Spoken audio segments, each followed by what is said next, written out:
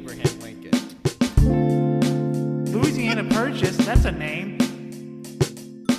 You need to really get off my balls, okay? I'm gonna kick your ass. Also, why was Michelangelo so stinky? Ew.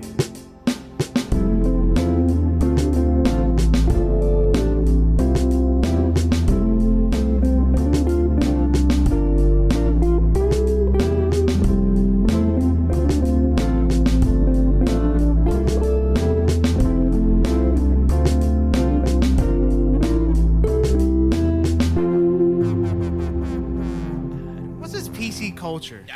Like in the old days, you could fuck any fruit you wanted, any gourd, any food, and you'd get no hate.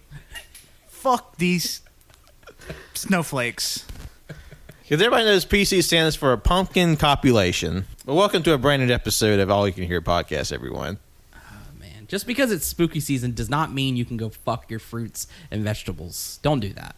Nothing's stopping me. No, I'm going to move the pumpkin over here. Everyone's cowards.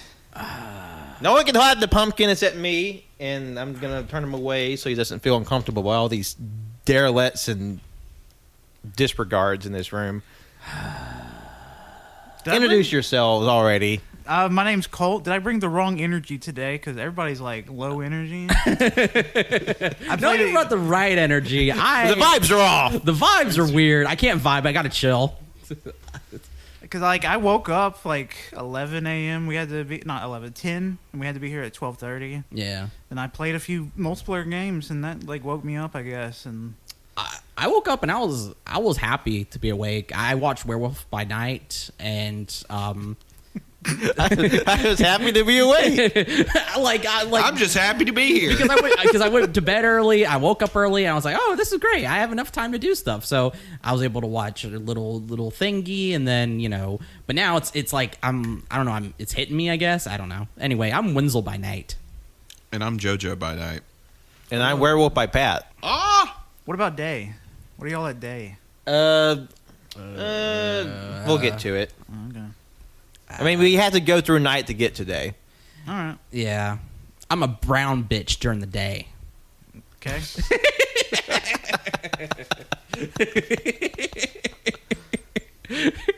But in case you're wondering, what are we doing here today? Well, that would be we were reviewing the newest Marvel special. Just in time for Halloween, it is Werewolf by Night. Spooky season.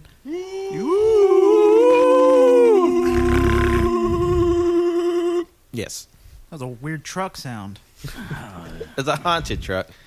It's the Isekai truck from our Isekai anime episode. Oh, throwback, man. throwback. Oh, wait, did we do an episode where somebody was like turned into a werewolf or some shit? Like it was one of our make-em-ups or something like that? Didn't we do a supernatural romance? We did a supernatural With romance Jason Momoa? where Jason Momoa was a manticore and he really wanted to dip down Centaur Taika Waititi. Yeah, that's right. That happened. But the main female love interest was a Swamp Thing, which is very similar to a character in Werewolf by Night. Yeah, okay. Oh, fuck. There we go. Here we go. So just a heads up, there will be full spoilers for this special because we're just diving into all the details about. And plus, it's only an hour long, so it'd be kind of hard to talk about and not get into the more revealing aspects of the show. In case you haven't seen it, go check it out. It is now streaming on Disney Plus. Yep, it's available, and I'd say it's perfect for spooky season. Yeah. So go check it out. Lots of ooky, lots of spooky, and lots of gore. Probably Lots of gore, surprisingly. Probably the goriest iteration of Marvel so far. Yeah. I think so. At least by the MCU stuff, because Yeah. they always go like the most gory thing we had was Captain America, Winter Soldier thing. Yes, and I think you could say the first Iron Man I guess was pretty gory. I guess in terms of if you just mean like body count, like lots of people die, but not we like saw guts being ripped open and arms being cut off and heads being Ears sliced. Throats being slit. Yeah. Yeah. But I think the directorial choice to make it in black and white definitely sort of like Yeah. hint like keeps it at accessible rating for like the broader audience that Disney Plus like courts. I was about to say, I was like watching it, I was like, yeah, the black and white probably really helped it. Yeah. I think A that's very funny. Tarantino of them. It was just like literally one character being like ripped to shreds and actual blood is like dripping off the screen. It's like, oh yeah, the monochrome shooting decision kind of keeps it at like TV PG. I guess. I will say too, there was a point where there was actually blood, like, you know, on the camera, quote unquote. So yeah, that very gory. And in case you're wondering, like, just kind of give a summary of what this story is about. A clan of monster hunters known as the Bloodstones are having a sort of ascendance ritual, because when the patriarch Ulysses Bloodstone dies, there's sort of like a invitation sent out to all these like renowned monster hunters throughout the world to sort of compete for the honor of being the next in line to lead the Bloodstones. And you have like all these different hunters from across the world, including like the scion of the Bloodstone clan, the daughter Elsa. And amongst the invitees is a sort of timid, withdrawn man named Jack Russell. Yeah. And then whoever also gets it gets the Bloodstone, which is basically a weapon. It's a gem that holds like a lot of power. Basically, this hereditary like object of power. Basically, just like this red gemstone with like a wreath around it. It's literally the reason why the family is named Bloodstone. So I imagine it's really fucking old. Yeah, because like, you know, it's just love how back in the day you didn't have a name unless just like it's just like what you did. It's like, oh, I found this really neat rock, and that's what my family's going to be called. Absolutely. Yeah. I would suck for the person who poops a lot. I'll say that. Think about it. John? What's their name? Poopy John Pants. shit a lot. What are you talking about? What do you mean what I'm talking about? I said I was going to be chill and you're pissing me off. What the fuck? I feel like I missed a chapter there. Okay, let's go back a little bit. Bloodstone. The family's name Bloodstone. They have a stone. It's called Bloodstone. I said that it must be very old because they just named after themselves after the fucking stone. And Pat made the joke that because it's so long ago that whatever you did or found, that's what you're named after. So they named themselves after the Bloodstone. I said it sucks to be the guy that poops a lot. Why? Because his name is John Shit a Lot. I get it. I'm glad we had that comes a aside. lot. I think comes a lot would be a lot funner. Because he comes all the time. Yeah. Thanks, Cole. The vibes are off for this episode, let me tell you. But I think one of the most interesting things about this special is that it's deliberately patterned to look like the old like 30s and 40s like Universal horror movies, and with simulated film grain and like film spots like over the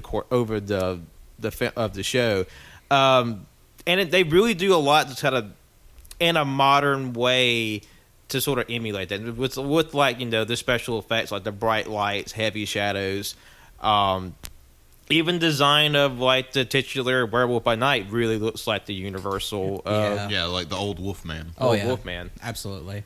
And I enjoyed myself. This is fun. It kind of really makes me want to see more of like the horror side of Marvel, which it's been relatively neglected since Ghost Rider before the MCU. Yeah. So which think that's just like an untapped vein for Marvel, and I'd like to see more. And I guess Blade on the horizon. That'd be the next closest thing. I think that this is very important for the future of the MCU, because like the way I think this is what's being introduced to the Bloodstones and like how like the monster huntings will come to play. I think Blade is going to be the first taste we actually yeah, absolutely. Blade is like, I mean, this is like our introduction, and then it will probably lead right into Blade. Obviously people who are listening to this, if you're thinking there's post credits, like, you know, if you watch through it, there's no post credits, which is fine. This is definitely a self-contained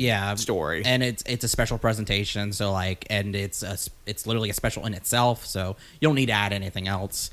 And the monster realm, basically, because like we we technically got horror with Doctor Strange Multiverse of Madness, but It's two different brands. of there's two different horror. brands, and this brand, like you said, is completely untapped, and so like that's what I loved about it. It was so isolated, so away from everything else from Marvel.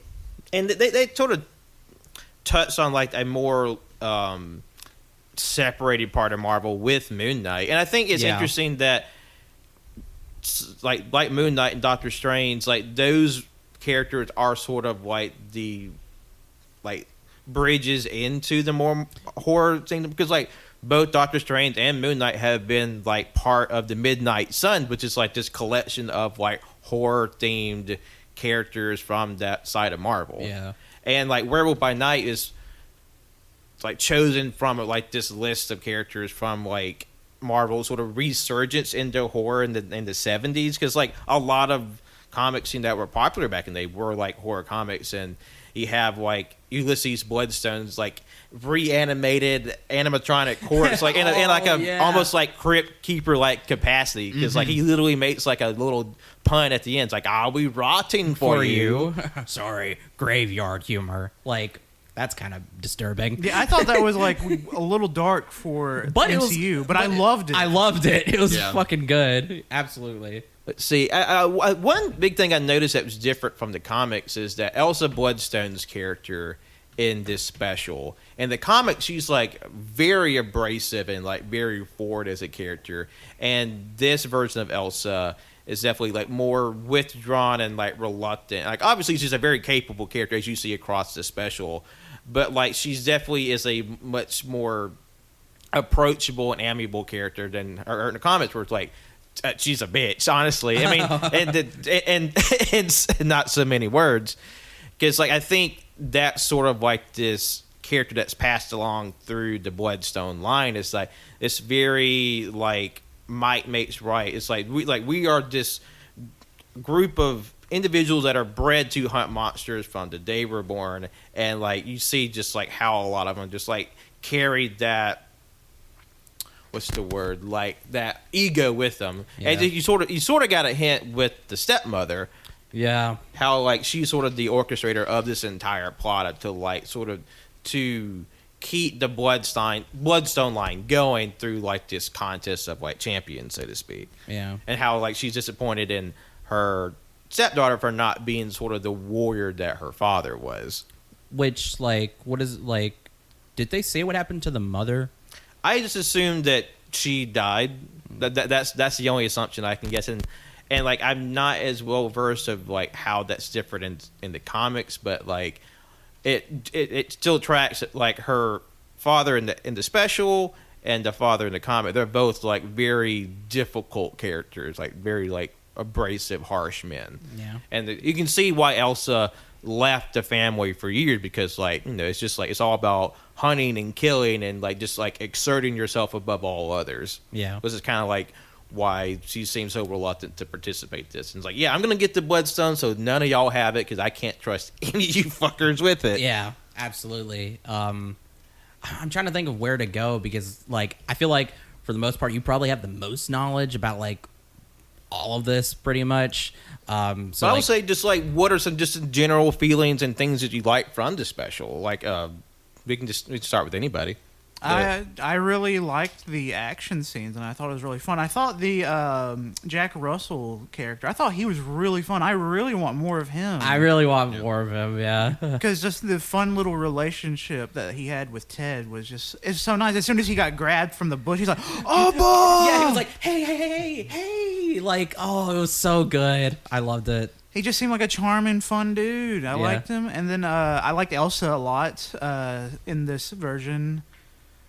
It's just a lot of fun. I really liked it. Joe, what do you think? I really like sort of how there's a lot of hints to a grander world of this out there, but you know, we only just get like a little bit of a taste of it. Yeah. Also, Ted's design, fucking And Ted being the man thing looked fucking sick. Like, I mean, gosh, I know there's been, you know, a lot of talk about CG recently for Marvel, but like he looked pretty damn good, especially like for the black and white. It really helped his eyes. Yeah. Because like in the comics, it's just they're just red. There's a solid red blank eyes. I think what's cool about this is like they're red still, but they're not solid red. There's like they have like a pupil. the pupil, irises, like all of that in there, and you could tell you get more emotion that way too. And like that's another thing about like the family being the way it is. Like the monsters, obviously from the get go, you're like,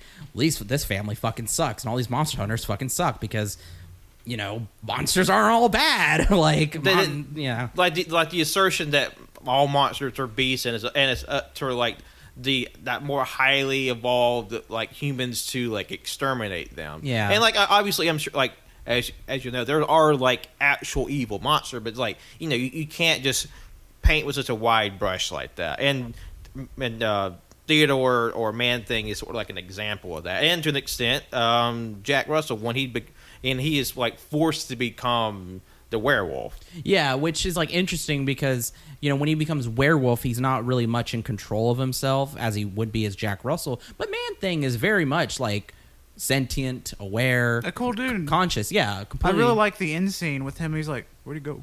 He's like, "He went that way." Went that way and like just makes a grunt and just like grabs a cloak to give him because when he turns back, he'd be butt ass naked. Ass out. It's like, why is everybody hunting me? This big cheek sticking up in the moon. And plus, like Man-Thing has like this incredible ability because, like he is in terms of his origin very similar to DC's Swamp Thing, like just like chemical accident like transforms him. So I don't know if they're using that origin, if that will be explored on later, but like his sort of like supernatural ability is pretty cool. Like anything that fears burns by his touch. So it seems interesting, like this this creature that's made of like plants and wood will grab somebody and it'll burst into flames. That was one thing I really loved was like how violent this thing is, but also just the death. He like grabbed that hunter's head It's like, and just melted it, and burned then his- grabbed that woman at the end and just like melted her. I was so fucking ready for how Man-Thing kills because like I honestly didn't know because like the way the trailer was edited, because me and Colt both thought there was like going to be some TVA stuff involved because it was very like with the batons and people burning, we were like, oh shit, this is the TVA, like they're getting involved somehow. Like, no, that's Man-Thing, that's how he kills. I did not know that, and that's fucking sick as hell. That was so awesome. It's a really cool, and plus like when you get into the broader Marvel aspects of Man-Thing, like it gets pretty crazy because especially with what direction they're going with Marvel with like the multiverses, is that in the comics, Man-Thing is the nexus of all realities. Like he's a focal point, an intersection of like all these different multiverses, and like how he's able to like oversee and interact with all of those. What the fuck? Really? Yeah, Then is he maybe connected to the TVA? I don't know. or I mean, I guess like whether or not they choose to explore that aspect of him, or like where they go from here, because obviously this is a standalone special, Yeah. so we don't really have like a lot to go from whether or not they'll choose to pick up these pieces from here. We'll see. What I have to say is so much fucking speculation because now that makes me think like, well, the TVA has those batons, right? Like, Yeah. like did they get that idea from Man-Thing? Like, was there like a collab there between them and like his powers? Like, what is that? And Also, then- what year does this take place? Because What- I think it takes place in the 50s, or somewhere back then, because it was after the thing was about to roll the credits.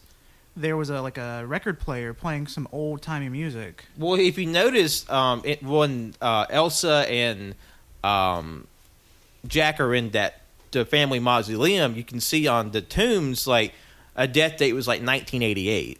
Oh, And then at the end, Jack talked about let's get sushi. Like sushi wasn't going to be introduced in America until decades after like the 1930s Yeah. and 40s. So like there's an intentionally ambiguous like framing of the show with like it's sort of like retro like visuals and like style. But like if you look closely at the dates, it's just like that doesn't add up with like what the presentation is. So could it be like a crack in time? Well, I was about to say because why? Like, it feels so weird because they say realm. Like, I know that could just be them saying that they could have like ties to like, okay, they probably call it Midgard or something, but they say realm specifically. And then also too, like you said, with the ambiguity and their location, it feels just very weird. Like very, I don't know. It's very strange. I haven't felt like this good about speculating about something in Marvel in a long fucking time. I know. It's so like it's one of those things where we don't know where it's going, but there's so many interesting directions where it could go. Whereas, like, I feel like with the main Marvel universe, when it's not like spinning its wheels, it's like, oh, okay, we're going to this story, then that story. With this, it's like, because it's like that beginning intro where they're like, it was like, your heroes or whatever. But what about the dark side of the universe, or the darker universe? The dark universe. No, because like with like the Mummy and the vampire and Frankenstein and all that. Yeah, like it was like the way it said that, and way like it talks about like it's monsters. It's like, well, like what is that monster aspect of the Marvel universe? Because it seems like it's from this like its own sect, like who else is out there basically? Like, because we get those heads, and we have these monster hunters. We also have that hall with the Nordic or like kind of like European art. And plus, like, there's a really cool shot on one of the glyphs for the like the Nordic I guess tapestry or painting, that there's a scene taken directly from Jason Aaron's Thor of comic gore being sliced up the back by the Yarnborn axe. I knew it. I was about to say, I told Cole, I was like, that looks like Gore's species. Like, that's really interesting that they would have that in there. And honestly, it would be really fucking cool.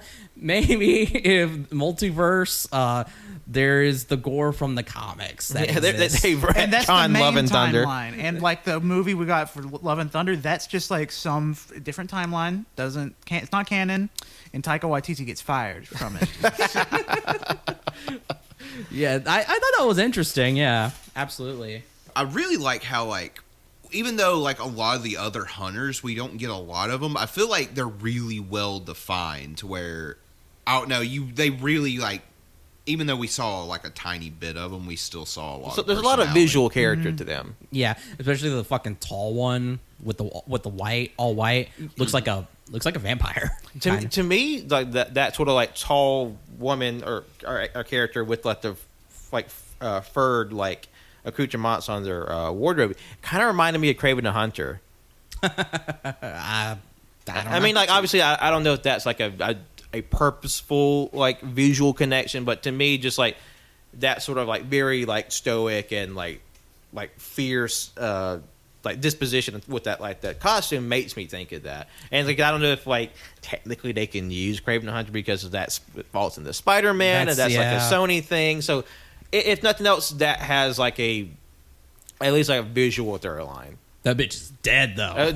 Like no one makes it out of this show except for Jack, Elsa, the one butler guy, the butler and Man Thing, and Man Thing. Yeah, because like they kill everybody. Because when Jack is sort of conscripted into being the werewolf by the powers of the Bloodstone, like he goes ham and just kills all of these like bodyguards. I was like, that was crazy because like I mean, I know we kind of know how powerful werewolves are from just like folklore and culture and stuff, but like really, like, I mean, if you're in a fucking room and you don't have like the actual means to stop one, I mean, you're like, they're kind of an unstoppable fucking killing machine. I mean, like, they're known for being like physically durable, like, and certain stories, like, they're meant to be like the bodyguards for vampires. That's why a lot of them are sort of subservient to them.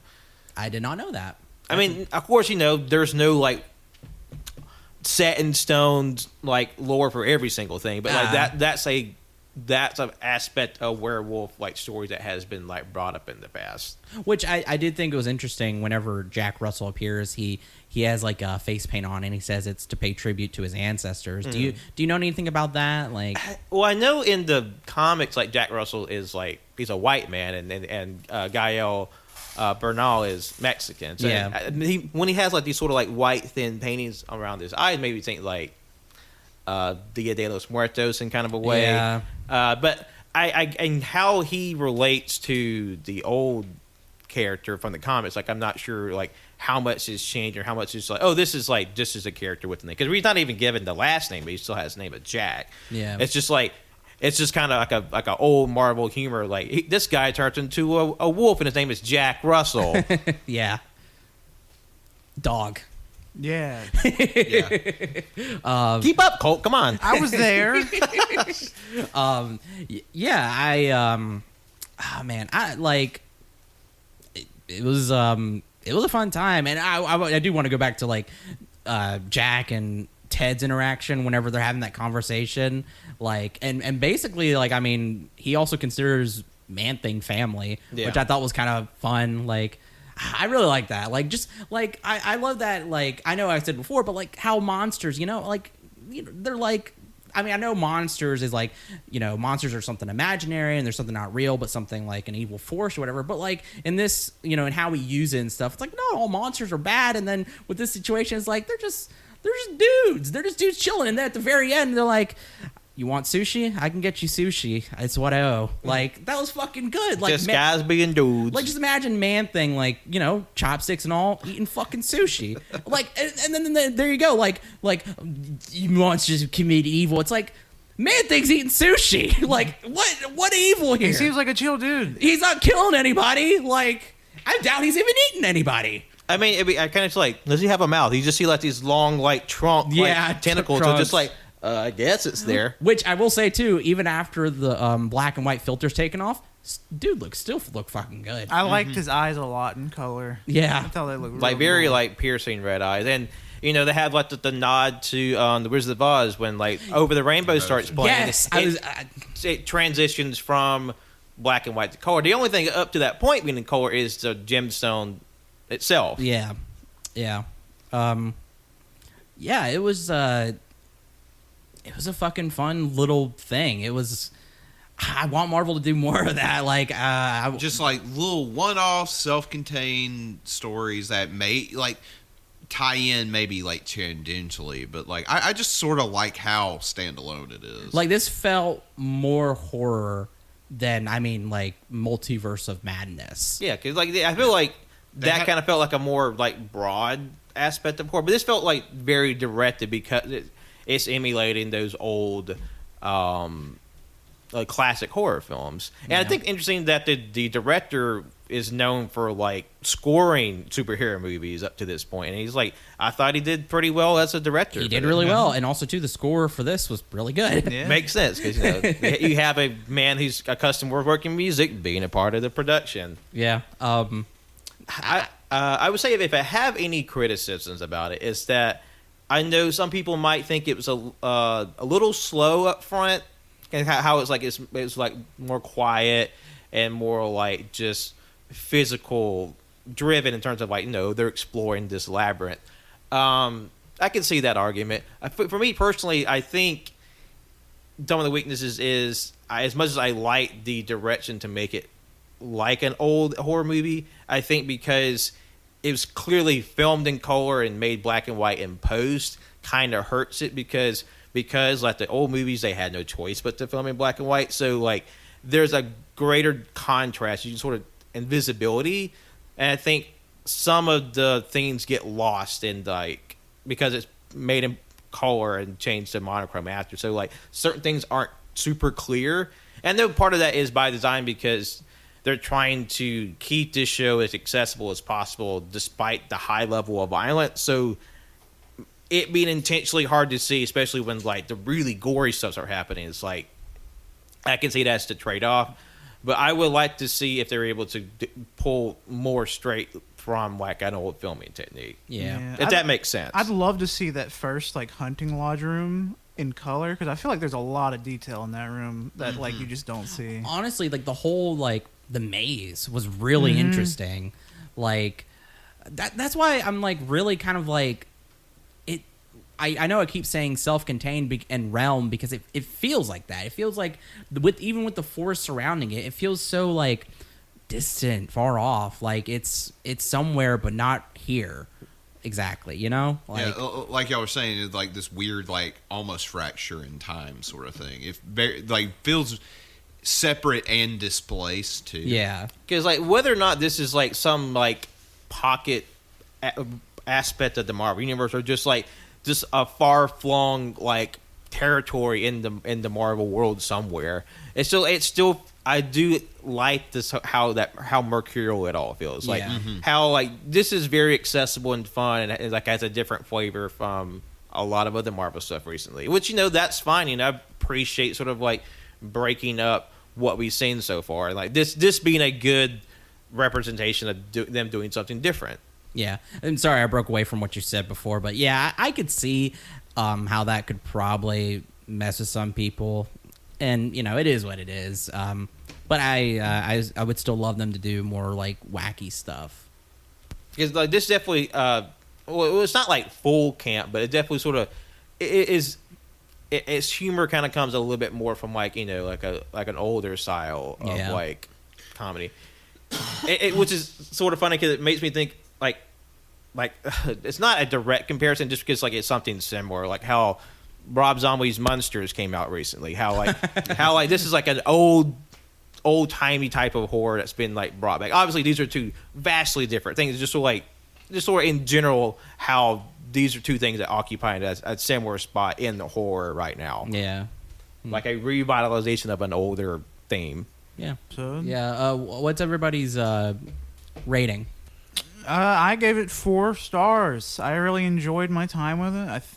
Like I said, I want more of this. Just give me more ghouls and creatures and bugs that suck your toes. I need that in the MCU. Specifically the toe sucking.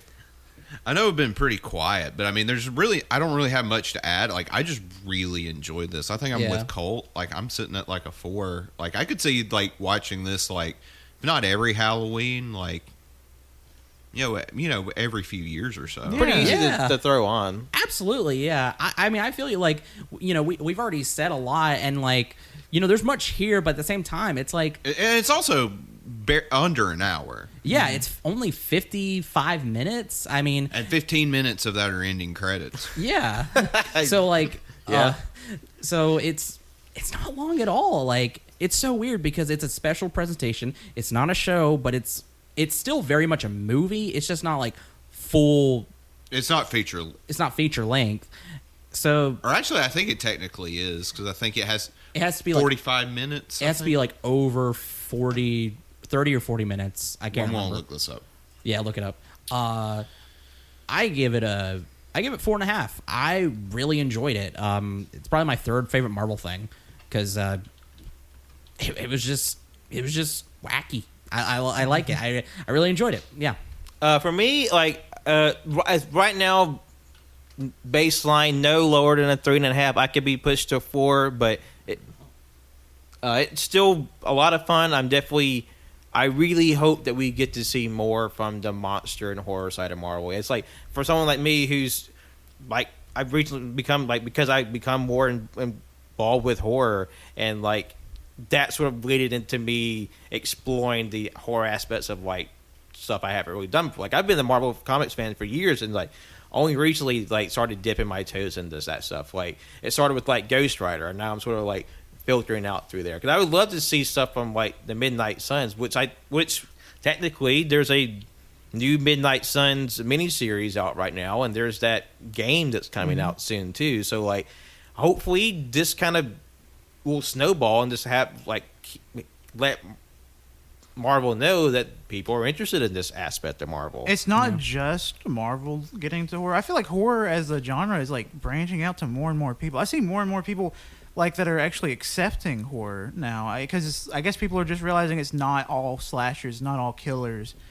It's just the multiple things that it could be. Yeah, and I'm just glad that horror movies are actually good again, and they're popping off, and they're actually getting funding. So it's nice. So yeah. Because I guess to go on like a horror tangent, because oh my God, what's his name? His Nosferatu. Robert Eggers. Yeah, like, because originally, because of fucking Morbius, it was like that was put to a halt because it's like, well, fuck, I don't know. But now it's back, and we have our two main actors, Bill Skarsgård and someone, yeah. Wow, Robert Eggers, way to steal from our plate. I'm really excited that, and I think like you said, like there's like multiple facets to horror, and that needs to be like understood better, especially like, and we're seeing that now with movies, with books. It made me really want not only like I want more one-offs, like, you know, like we said for Marvel, but like just like if they did more like one-off like horror comics for Marvel and not just fucking Marvel zombies, like bring back some of these characters. I think it'd be really cool. And plus, I'd love to see like more superhero horror. Like, yeah, like was it might have been earlier this year? Joe, Ken, and I we watched Darkman, which like that's a lot of fun. It's definitely silly and it's like grotesque and like and I just seen like just a different flavor to horror. And like I think what's only other one maybe recently, Brightburn, about the little kid that's kind of like Superman but evil. Yeah, there's a Spawn movie being made. I don't know if that's technically horror. Is that horror? I mean, I guess I never really thought of Spawn as horror, but I guess hell is scary. Okay. Yeah. Hell is scary. Okay. Hell is other people, as I found out today. Oh, damn. But I think this is just another feather in the cap of 2022, which has been like just a boon for horror, popping off year for some reason. Which, like, you know, I'm not complaining because like it's just been a wide variety of horror, you know, from new franchise entries to brand new original pieces to some really far out new things, and you know, even horror flavored versions of like big franchises like Marvel, just like another like wing in their very big haul. Like it just feels like we're eating really good as horror fans this year. Yeah. Tummy's not even fucking full. No. Like we still have like the rest of the year to go, and there's still plenty more horror stuff to come out. Yeah, and plenty more horror stuff to come out from your friends at AYCH, because we're only just partway through the month, and we still have several more horror entries to come. Not only from the main channel, but from our brand new extra channel as well. We have the first installment in our brand backlog, boys. Fuck you! You'll get your time.